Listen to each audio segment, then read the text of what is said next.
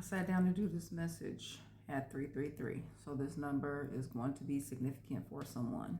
But I didn't hit record. And I feel like that's a message for someone. Okay. You may be going through throat chakra activations, is what's coming through right now. But I didn't hit record. I paused. Because I hadn't called in my spirit guides to be with me before I start to give the message 33, as I say that on the timer. So that's going to be very significant for this message that I'm giving. If you should find yourself in the game, I'm going to keep reiterating that because I don't want people to think it's a figurative game. It's an actual game. Okay. You want to pause. Remember that you are protected and always calling your guides for guidance and protection. But before I get into that, I want to say that when I began this tarot journey, giving messages in this way, I started by watching tarot, just out of the blue. It was presented to me, okay?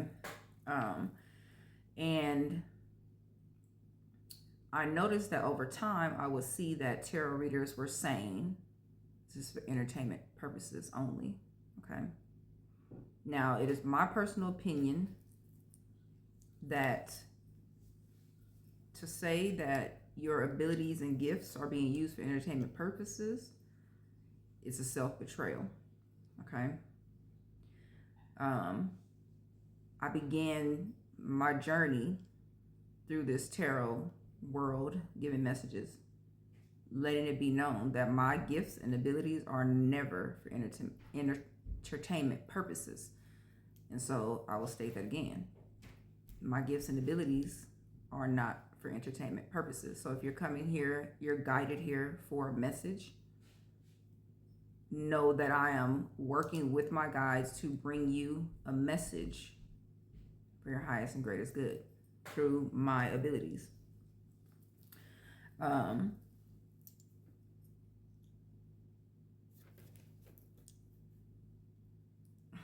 And I say it's a self-betrayal because we're already looked at as woo-woo, okay? Like, it's what we do is like out there, okay? As if these gifts and abilities that we use don't truly exist.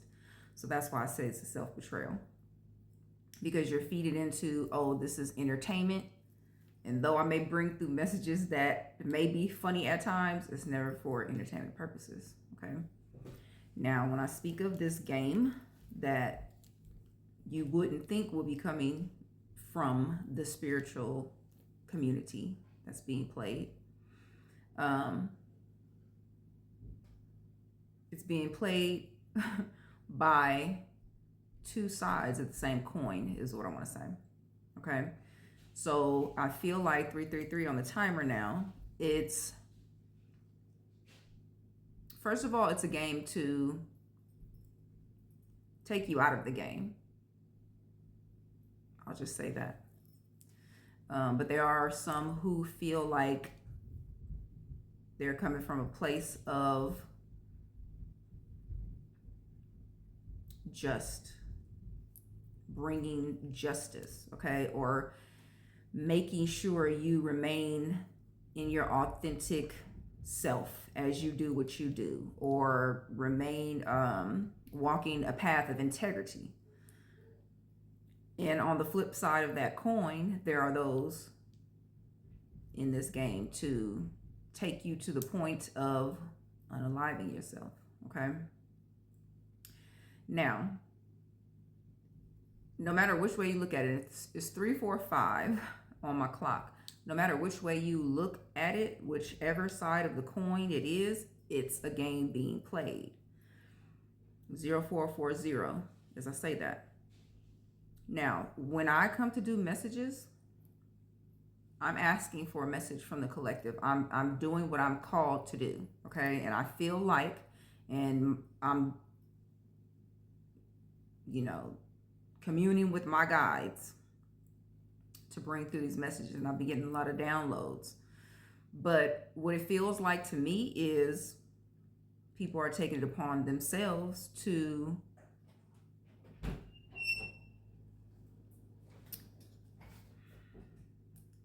and it's a lot of interruptions, and that's literally what's being played with here, making you be thrown off. Interruptions, disrupting your nervous system is what I want to say. Okay, keeping you in a state of frenzy or panic or paranoia is what's going on. You may find yourself having repetitive, racing, intrusive thoughts. Okay, but there is a side of this game being played by those who feel like they are keeping people 555 as I say this, keeping them or holding them to their integrity. And when I say about getting like approval or guidance, yes, this is the message you give. This game is being played in such a way where it's like the universe didn't ask you to play this game with people. The universe didn't call you in as the watchman to make sure people remain walking their authentic path. Okay, so that's where I'm coming from with this game, letting people know that this is a game that's being played and it's not figurative is what I want to say. And I can remember a post that I did on my YouTube post tab, and it had to be like a year ago, and my messages are always before time. Okay, and they have been coming full circle. The message was that people were becoming afraid once I said, welcome to the game. And I was referring to the game of life, awakening out of this matrix, whatever. And I could feel a panic in the collective. And so it's why I had made the post. I'm simply speaking about the game of life. And I believe that someone took that and literally began to play a game. Okay, so I'm making you aware, okay, because the only way you can survive through this game, and I'm coming to you saying this, like, you may say you don't look like you've been drugged through the mud, and I have, okay, because it's a mental thing, breaking down your mental so that you inevitably unalive yourself or step away from your spiritual practice or whatever their aim is. Okay, you want to remain calm and in the knowing that you are protected and being guided, and that's how you're able to come up with a solution of stepping away from all the mental noise and chaos that's being brought to you, because it will be brought to you, and continuing to understand that you are being protected. Don't feed into the fear. Okay, continue to do as you're being guided with whichever way your spiritual calling is guiding you to do. Okay,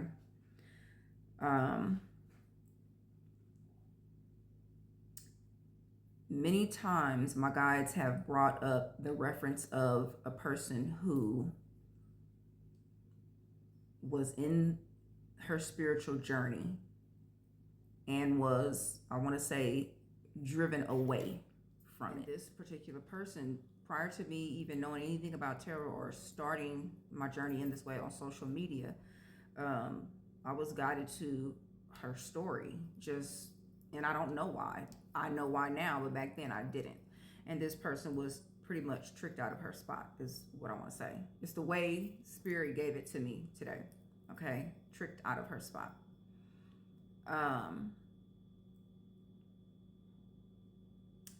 I had tarot decks of hers once I began my tarot journey.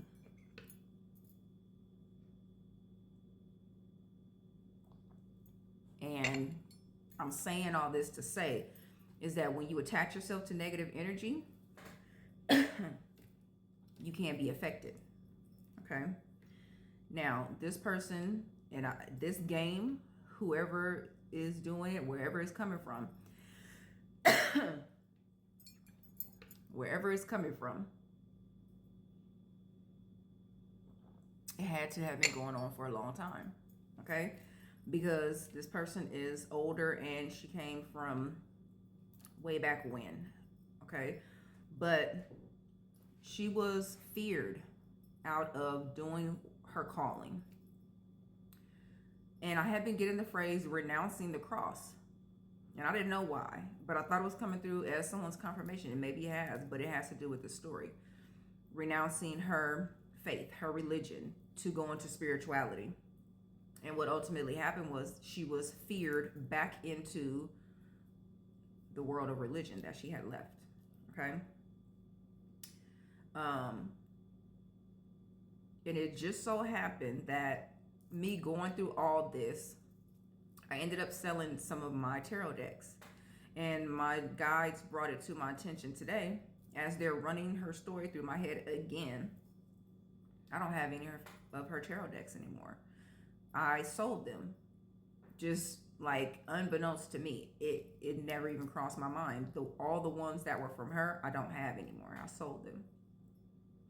So being attached to negative energy, because exactly what she did is what I was being warned not to do. It's what Spirit has been giving me the message of, not turning away from what you believe in, the path that you're walking into out of fear. Okay, so that's the message that I'm bringing to you. No matter what you're going through, because you have to remember, or you don't have to, that you're always being guided. You're always being protected. You're chosen for a reason. You chose your path for a reason. The path that you're walking, the journey that you're on, your calling. Okay? And what I also want to say is just a sidebar that my guides brought to mind is that people create tarot decks and then people will go copy them just to simply make money off of them, especially if someone's tarot decks are doing really well with sales.